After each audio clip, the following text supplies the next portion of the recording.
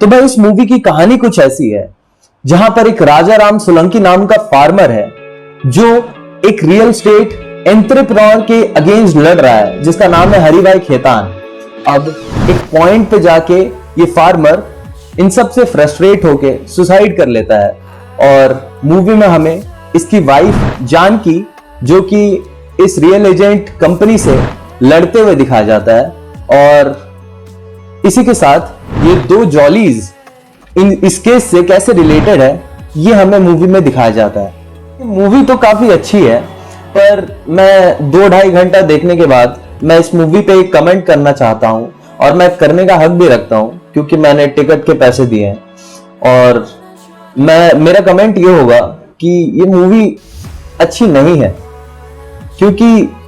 जहां jolly LLB 2 और jolly LLB 1 cult classic movie है और मैंने इसे कितना बार देखा है मैंने ये काउंट भी नहीं किया आज तक, पर इसे मैं दूसरी बार देखना नहीं चाहूंगा। अगर हम कैरेक्टर्स की परफॉर्मेंसेस की बात करें तो एक तरफ है जगदीश्वर मिश्रा जो कि अक्षय कुमार प्ले कर रहे हैं और इस कैरेक्टर के बारे में मैं एक चीज मेंशन करना चाहूंगा कि ये जितनी भी सीरियस एक्टिंग करे या फिर कितनी भी कॉमेडी एक्टिंग करे ये बहुत इंटरटेनिंग लगती है। मतलब आप इंडल्ज हो जाओगे उसमें एक इकलौते सीन में जिसमें एक फ्रेम में एक कैरेक्टर हो जिसका नाम है जगदीश्वर मिश्रा। और इसके अलावा अगर हम जगदीश त्यागी की बात करें जो कि अगेन जॉली है और अरशद वारसी जी प्ले कर रहे हैं तो ये कैरेक्टर भी मुझे इक्वली अटैकिंग लगा, मतलब चैलेंजिंग लगा एक दूसरे में और अगेन एंटरटेनिंग और सीरियस नोट बहुत बेहतरीन तरीके से सेट करते हैं। इसके अलावा अगर हम बात करें टेडी बियर जी जो कि सौरभ शुक्ला जी है वो अपने कैरेक्टर को इतने अच्छी तरीके से मेंटेन करते हैं, अनबायस्ड होकर जज करते हैं कि हमें एक एक पॉइंट पे ऐसा लगता है कि मानो ये रियल जज है। बेशक ये मूवी में ये दोनों को सपोर्ट करते हैं, दोनों जॉली को सपोर्ट करते हैं, पर विदाउट एविडेंस एक जज क्या ही करे। अगर हम इस मूवी के डायरेक्शन की बात करें तो वो हमें फर्स्ट हाफ में अर्न कर लेती है जहां हमें इतने साल वेट कराया जाता है कि जॉली 1, जॉली 2 फिर जॉली 3 आएगी। ये जो गैप है वो फर्स्ट हाफ बिल्कुल फुलफिल करती है और कहीं भी बोर नहीं लगती है, जहां हमें ऑडियंस के साथ कैरेक्टर्स को कनेक्ट करते हुए दिखाया जाता है। पर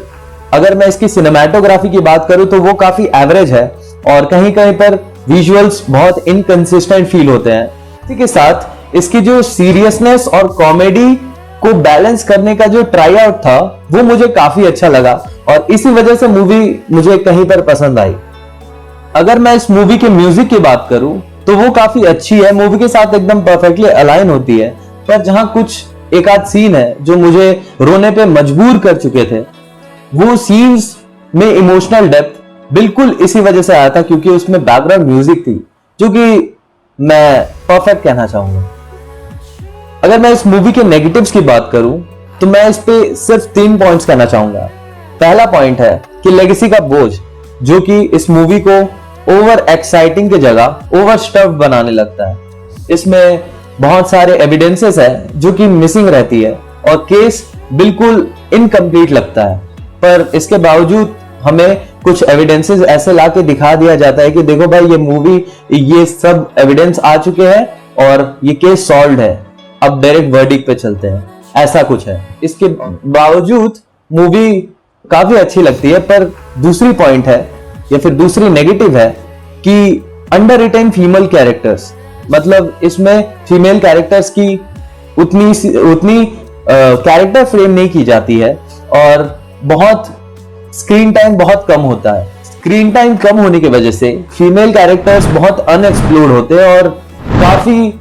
अंडर रिटेन होते हैं। जिसके साथ तीसरा पॉइंट है कि इसमें एक सीन है जहां सेकेंड हाफ में जहां पर अक्षय कुमार और अरशद वारसी एक क्राउड को लीड कर रहे होते हैं और वो सीन जो है आप खुद देखिएगा, वो सीन मुझे काफी इनकंसिस्टेंट पेस के साथ लगी जिसमें डायरेक्शन और भी अच्छी हो सकती थी। अगर इस मूवी के लेके मैं अपना पर्सनल ओपिनियन दूं तो ये मूवी 1 नहीं बल्कि 2 टाइम वॉच है क्योंकि जहां अक्षय कुमार की इंस्टेंटेनियस रिएक्शंस और जोक्स बहुत फनी लगते हैं और आपको इतना एंगेज रखते हैं कि आपको पता भी नहीं चलेगा कि कब मूवी खत्म हो चुका है। और इसके साथ अरशद वारसी की सीरियसनेस, जो हमें लास्ट में एक कोर्ट वाला सीन दिखाया जाता है जिसमें मुझे तो रोना आ गया था, पर अगर आप कोल्ड हार्टेड हो तो आपको नहीं आएगा, और